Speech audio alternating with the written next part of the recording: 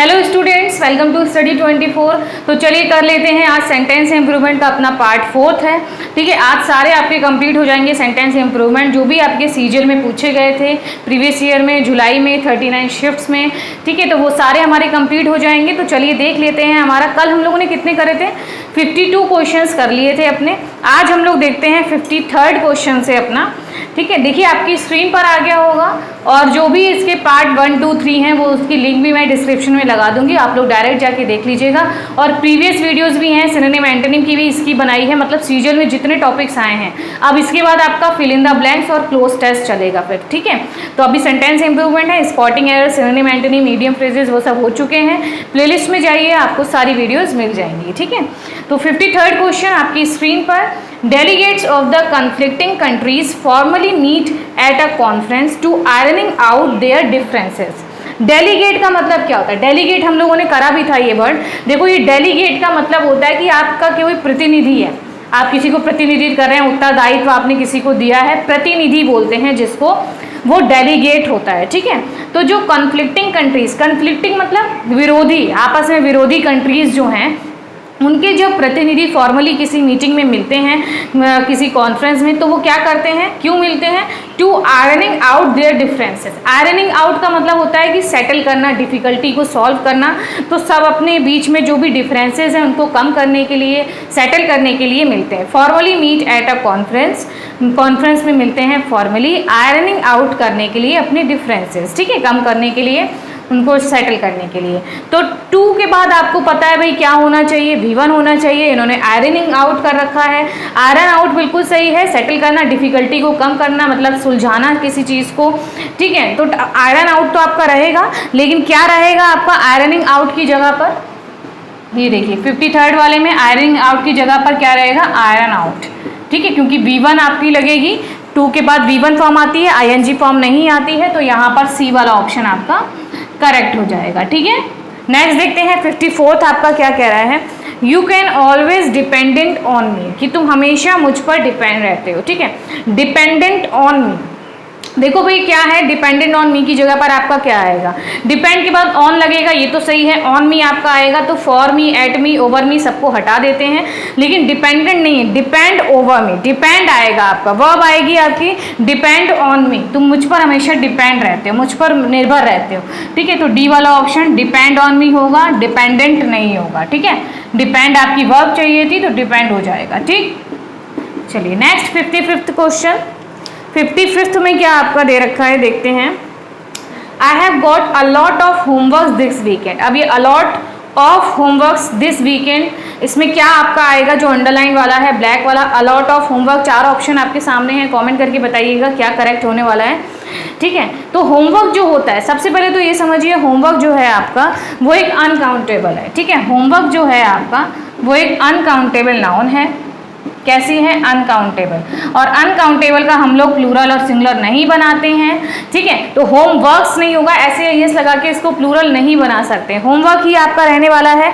यानी कि आपका जो जिसमें होमवर्क दे रखा है, अच्छा सब में ही दे रखा है होमवर्क, तो यानी सब्स्टिट्यूशन तो हमें करना ही पड़ेगा। नो सब्स्टिट्यूशन वाला जो सी वाला ऑप्शन है उसको तो एलिमिनेट कर दीजिए, होमवर्क्स नहीं होगा, होमवर्क होगा। अब अलॉट ऑफ होगा या अलॉट्स ऑफ होगा या मच होगा? मच नहीं होगा, मच नहीं होगा। क्या होता है? बहुत सारा काम है, यानी कि देखो एक होता है अलॉट ऑफ और एक होता है लॉट्स ऑफ।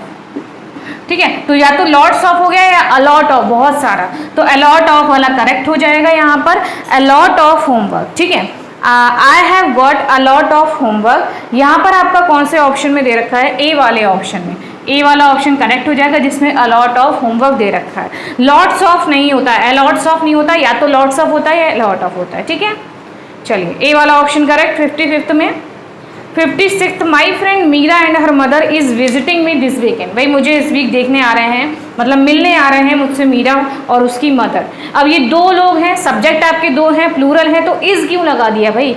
इज तो सिंगुलर वर्ब होती है, आर लगना चाहिए। इस वीकेंड आ रहे हैं, हैव पास्ट हो गया, वॉज भी पास्ट हो गया, नहीं चाहिए, एम तो लग ही नहीं सकता भाई।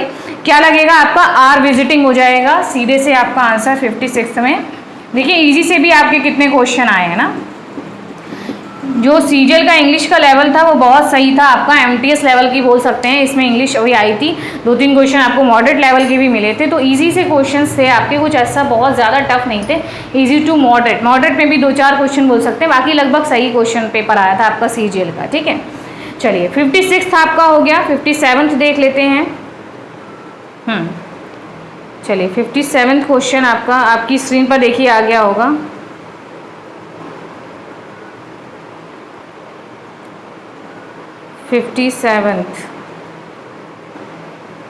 He had given me that book in 1999।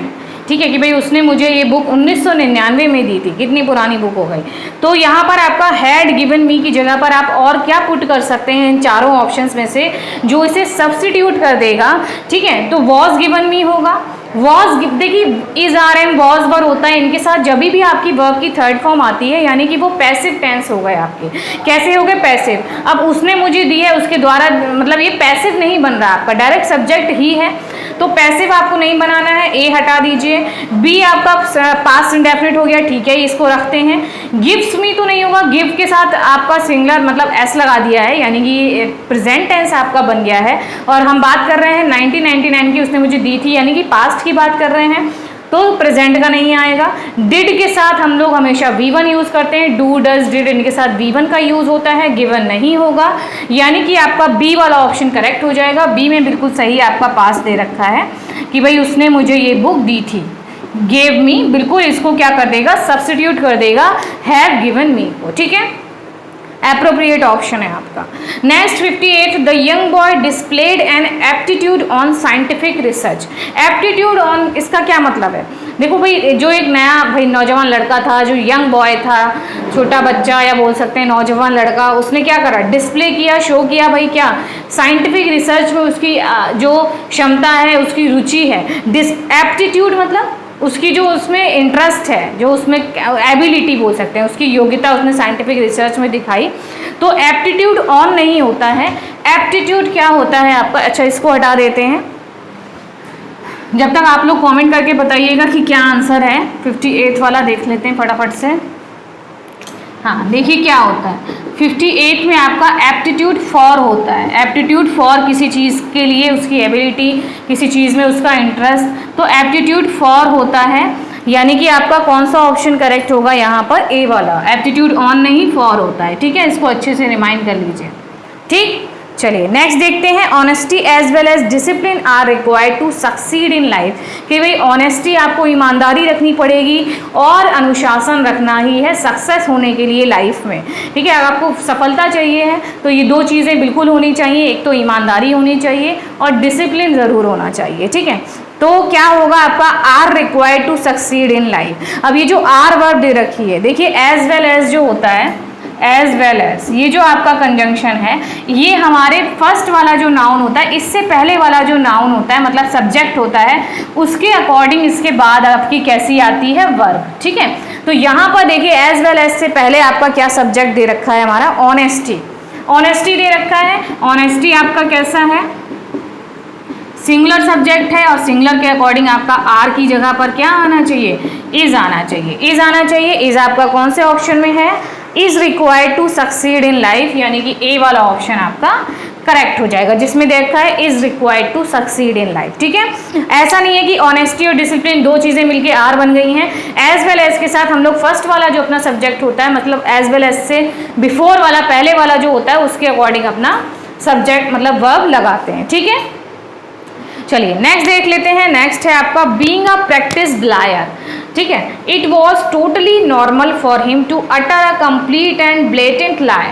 कि भाई एक प्रैक्टिस लायर मतलब जो झूठ बोलने में एक्सपर्ट है, प्रैक्टिस है उसे, इट वॉज टोटली नॉर्मल, ये बहुत ही नॉर्मल है कि भाई वो फॉर हिम, उसके लिए, कि वो एक कंप्लीट और ब्लेटेंट लाई, वो ब्लेटेंट लाई मतलब कि बहुत ही ज़्यादा एकदम ज़बरदस्त लाई उसने बोला है, झूठ बोला है, ऐसा एकदम स्ट्रॉन्ग झूठ कि कोई पकड़ नहीं सकता, तो उसके लिए ये फॉर्मा मतलब आम बात है कि भाई वो इतना पूरी तरह से एकदम इतना ज़बरदस्त वो झूठ बोल सकता है। ठीक है, तो ये इट वॉज टोटली नॉर्मल है क्योंकि वो एक प्रैक्टिस लाया है। बहुत से लोग आपके लाइफ में होंगे जो झूठ पे झूठ बोलते रहते हैं, या छोटा से झूठ में, छोटी सी बात में भी ऐसा झूठ बोलेंगे, या कुछ कोई झूठ तो पकड़ में भी नहीं आते। ठीक है, इतना प्रैक्टिस लायर मतलब लायर होते हैं, है ना। तो ये जो कंप्लीट एंड ब्लेटेंट लाई है, इसकी जगह पर एक वर्ड आपका क्या आना चाहिए वोकैब में, ब्लैस्फेमी, फॉल्सहुड, वूपर या फिर पर्जरी। देखो ब्लैस्फेमी क्या मतलब क्या होता है, ईश निंदा, जो आपकी गॉड से रिलेटेड चीज़ें होती हैं उनके बारे में निंदा करना, ब्लैस्फेमी हो जाता है। फॉल्सहुड मतलब झूठ हो गया, झूठ वाली जो आपकी कंडीशन हो गई, फॉल्सहुड हो गया। वूपर का मतलब क्या होता है, वूपर का मतलब आपका होता है हंस टाइप का, एक हुंकारने वाला हंस, आप डालेंगे इसको, हुंकारने वाला हंस आता है, एक स्वान होता है आपका, ठीक है, वूपर मतलब, ठीक है, जो हुंकारता रहता है। तो ऐसा तो नहीं है कि कोई पर्सन हुंकारने वाला हंस बन गया है। पर्जरी मतलब क्या होता है कि आप झूठ बोल रहे हैं, झूठी गवाही देना, शपथ लेके झूठी गवाही दे रहे हैं, ठीक है, तो वो आपका पर्जरी होता है, झूठी गवाही देना। तो यहाँ पर आपका झूठ से रिलेटेड एक बिल्कुल कंप्लीट और ब्लेटेंट लाई को क्या आपका सब्स्टिट्यूट कर देगा यहाँ पर 60th क्वेश्चन में, फॉल्सहुड, ठीक है। अच्छा, बी वाला ऑप्शन है आपका फॉल्सहुड, कि भाई ऐसा झूठ वो बोल सकता है, falsehood is equal to complete and blatant lie, यही इसका एक सिनोनिम हो जाएगा, बी वाला ऑप्शन आपका करेक्ट हो जाएगा, ठीक है। 61st क्वेश्चन आपकी स्क्रीन पर, Pintu has been advise to reduce smoking by his family doctor, कि भाई पिंटू को एडवाइस किया गया उसके फैमिली डॉक्टर के द्वारा कि भाई स्मोकिंग कम करो, ठीक है, very injurious for health, smoking किसी को भी नहीं करना चाहिए, अपनी हेल्थ का बहुत ही ध्यान रखें, स्मोकिंग को कम करें। तो रिड्यूस मतलब क्या हो गया, up down, lower down, cut down या लेस डाउन। देखो रिड्यूस का यहाँ पर सिनोनिम आपका क्या हो जाएगा, बी वाला ऑप्शन, हाँ, कि भाई उसको क्या करना चाहिए, कट डाउन करना चाहिए, कट डाउन करना चाहिए, यानी कि रिड्यूस करना चाहिए। ये रिड्यूस कमी करना, कट डाउन मतलब भी कमी करना स्मोकिंग में, ये इसका हो जाएगा, ठीक है। अप डाउन का मतलब नहीं है ऊपर नीचे करना चाहिए, लोअर डाउन भी नहीं होता है, कुछ भी लेस डाउन भी नहीं होता है, क्या होता है आपका कट डाउन होता है। ये कट डाउन मतलब रिड्यूस करना, ठीक है। तो रिड्यूस को कौन सा सब्स्टिट्यूट कर देगा, सी वाला ऑप्शन आपका कट डाउन कर देगा। अच्छा, यहाँ पर बी भी नहीं है, सी है, ठीक है, सी वाला ऑप्शन आपका कट डाउन।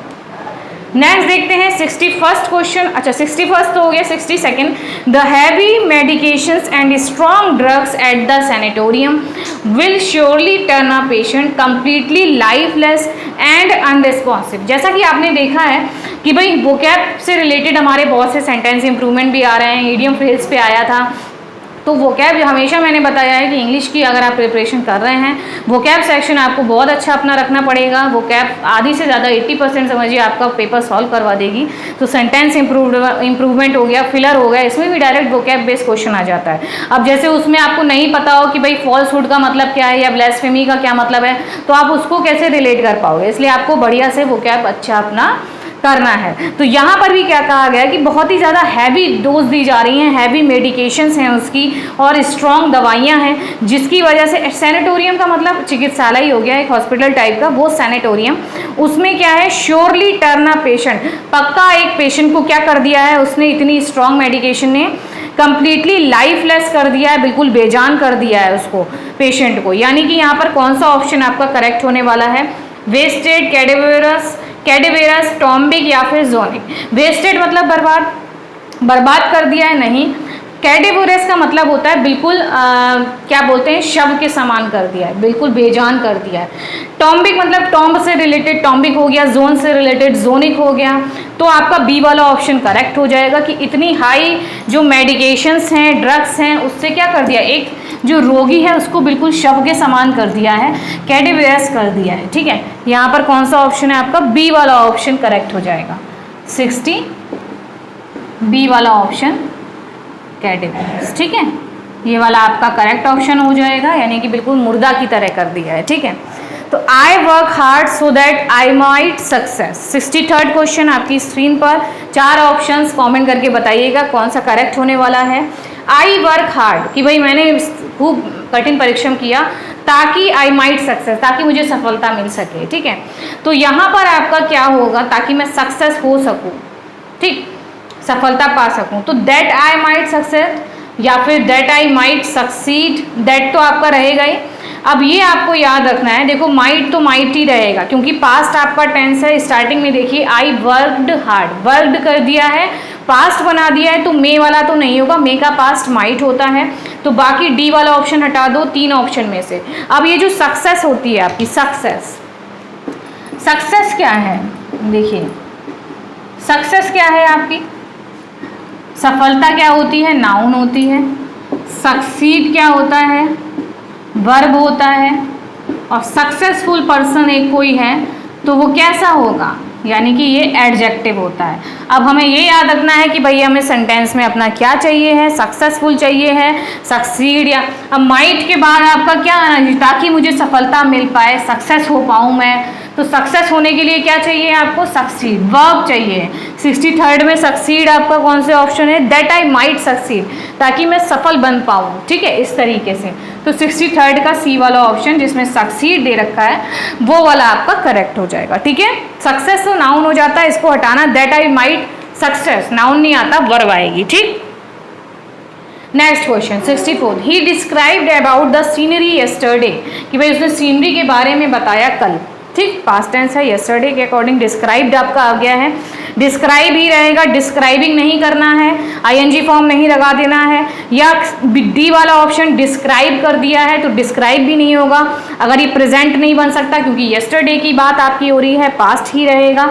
अब बात ये आ रही है डिस्क्राइब द सीनरी होगा या डिस्क्राइब अबाउट द सीनरी होगा।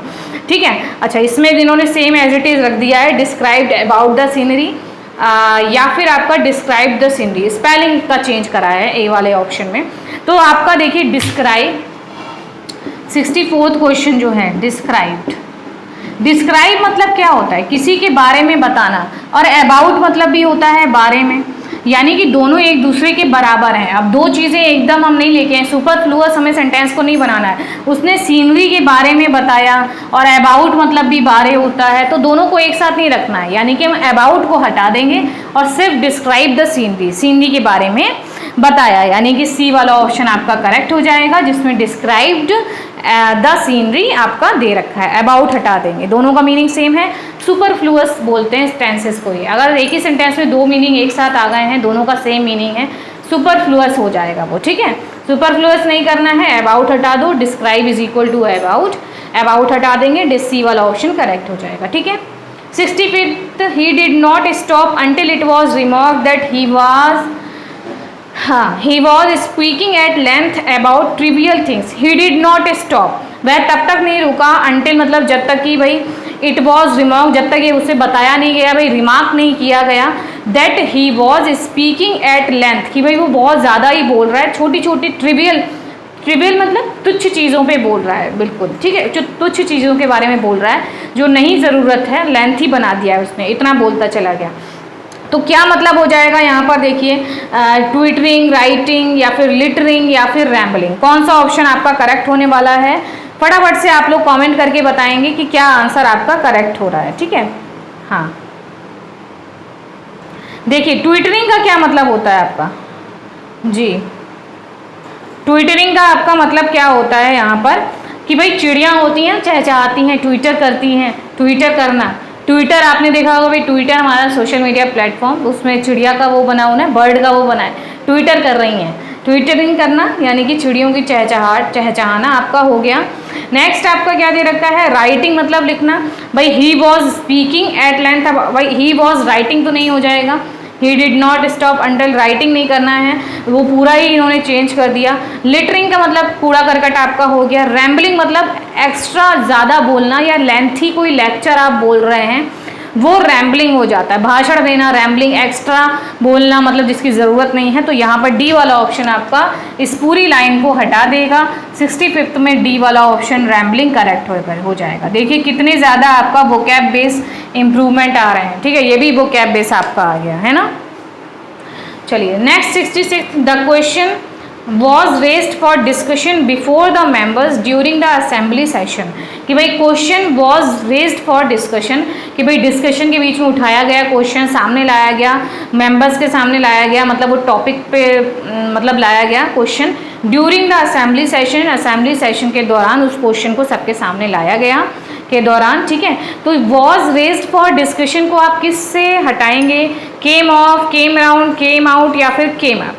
देखिए जब कोई चीज़ मतलब एक्सप्रेस की जाती, मतलब वो क्वेश्चन सामने आया, सबके एक्सप्रेस हुआ, यानी कि कोई आइडिया आपका आया है, वो क्वेश्चन आया है, तो उसके लिए हम लोग क्या यूज़ करते हैं? देखिए क्या फ्रेजल वर्ब हैं ये सारी केम की, और इसमें से कुछ है भी नहीं, आपकी कम राउंड है हो गया जैसे कुछ आपकी। तो यहाँ पर जो 66 क्वेश्चन है इसमें डी वाला ऑप्शन आपका करेक्ट हो जाएगा, केम अप हो जाएगा। केम अप का मतलब होता है आप किसी आइडिया के साथ आ रहे हैं, आपने कोई क्वेश्चन डाला, यानी कि असेंबली में एक क्वेश्चन रेज हुआ, एक आइडिया आया, एक चीज़ एक्सप्रेस हुई, तो यहाँ पर ये जो पूरी लाइन को कौन सा सब्स्टिट्यूट करेगा, डी वाला ऑप्शन केम अप। ठीक है, केम अप। चलिए नेक्स्ट आपका 67 question, polyethylene terephthalate one of the most often recycled plastic and the material used in the majority of water and soda bottles can be transformed into everything from polyester fabric to automotive parts। क्या कहा गया है कि भाई polythene टेरेफ्थलेट जो होता है one of the most recycle plastic, ये सबसे ज़्यादा रिसाइकिल प्लास्टिक होती है, इसको दोबारा यूज़ कर सकते हैं। एंड द मटेरियल यूज्ड, और जो ये मटेरियल होता है वो वाटर और सोडा की बॉटल्स जो होती हैं उनमें भी यूज़ किया जाता है। इसको ट्रांसफॉर्म कर सकते हैं, can be transform into everything from polyester fabric, जो पॉलिएस्टर फैब्रिक होता है उसमें चेंज कर सकते हैं, टू ऑटोमोटिव पार्ट्स, जो ऑटोमोटिव पार्ट्स होते हैं उनमें भी इसको चेंज करा जा सकता है। ठीक है, तो कैन बी ट्रांसफॉर्म को आप इन चारों ऑप्शंस में से किससे सब्स्टिट्यूट कर पाएंगे? May be converted, might be placed, कि भाई इसको किया जा सकता था, इन्होंने पास्ट बना दिया।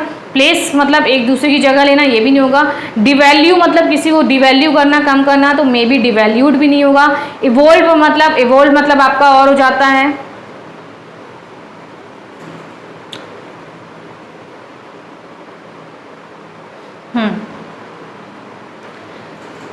इवोल्व मतलब आपका हो जाता है कि डेवलप करना, तो भाई डेवलप नहीं कर रहा है, क्या कर रहा है, इसको चेंज कर रहा है, ट्रांसफॉर्म कर रहा है, यानी कि कन्वर्ट कर देता है। कन्वर्ट कर सकते हैं इसको पॉलिएस्टर फैब्रिक से लेकर ऑटोमोटिव पार्ट तक, यानी कि आपका मे बी कन्वर्टेड, ये जो ऑप्शन ए है 67 का, मे बी कन्वर्टेड, ये करेक्ट हो जाएगा। क्या हो जाएगा? May be converted. ठीक, नेक्स्ट क्वेश्चन 68 और ये last but not the least question आपका। सारी शिफ्ट के हम लोग ने सेंटेंस इंप्रूवमेंट अपने देख लिए।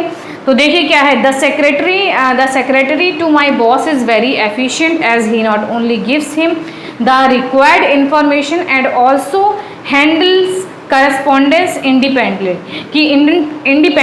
कि भाई सेक्रेटरी जो है हमारे बॉस की वो बहुत ही ज़्यादा एफिशिएंट है, कुशल है, कि he not only gives him the required information, कि भाई वो केवल रिक्वायर्ड जो इन्फॉर्मेशन है वो ही नहीं देता बॉस को, बल्कि करस्पॉन्डेंस जो होता है पत्राचार मतलब व्यवहार का वो भी अपने आप हैंडल कर लेता है। ठीक है, तो ये आपका क्वेश्चन है, आपको पता होना चाहिए। नॉट ओनली आपका दे रखा है, कॉम्बिनेशन क्या होता है हमारा, नॉट ओनली और but also, not only but also का कॉम्बिनेशन होता है। और यहाँ पर आपका क्या दे रखा है, नॉट ओनली दे रखा है। अच्छा, यहाँ पर अंडरलाइन नहीं हुआ है, देखिए अंडरलाइन आपका नॉट ओनली उसके साथ है, सॉरी, एंड ऑल्सो हैंडल्स के नीचे आपका अंडरलाइन समझिए है, ये रह गया आपका प्रिंट होने से, तो एंड टाइप होने से एंड ऑल्सो हैंडल्स की जगह पर आपका क्या आना चाहिए, कुछ भी नहीं देखना भाई। नॉट ओनली हमें सेंटेंस में दे रखा है, नॉट ओनली के बाद आपका बट ऑल्सो का कॉम्बिनेशन होता है, तो बट ऑल्सो ए में दे रखा है, अलॉन्ग विद नहीं होगा, येट ऑल्सो नहीं होता, नॉट ऑल्सो नहीं होता,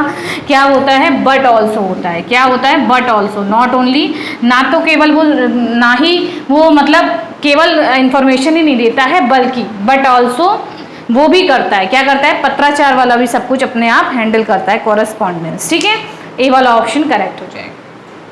तो ये आपके सारे क्वेश्चंस थे सेंटेंस इंप्रूवमेंट के, जो भी आपके 39 शिफ्ट्स में आए थे सीजीएल में, सारे हम लोगों ने कंप्लीट कर लिए हैं। अब नेक्स्ट टॉपिक हम लोग क्या देखेंगे, फिल इन द ब्लैंक्स, उसके बाद क्लोज टेस्ट, फिर सीजीएल मेंस का। ठीक है, तो आई होप आपको वीडियो अच्छी लगी होगी, कि लाइक शेयर करिएगा, चैनल को सब्सक्राइब करिएगा। बाकी तीनों पार्ट्स की वीडियो की लिंक मैं लगा दूंगी, नहीं तो आप प्लेलिस्ट में जाकर भी देख सकते हैं। मिलते हैं फिर नेक्स्ट वीडियो में, तब तक देखते रहिए वीडियोस। कमेंट करके बताइएगा आप लोग इसमें से कितने क्वेश्चंस कर पा रहे हैं। सीजीएल का प्रैक्टिस सेट है ये, मतलब प्रीवियस ईयर है ये। मिलते हैं फिर नेक्स्ट वीडियो में, थैंक यू।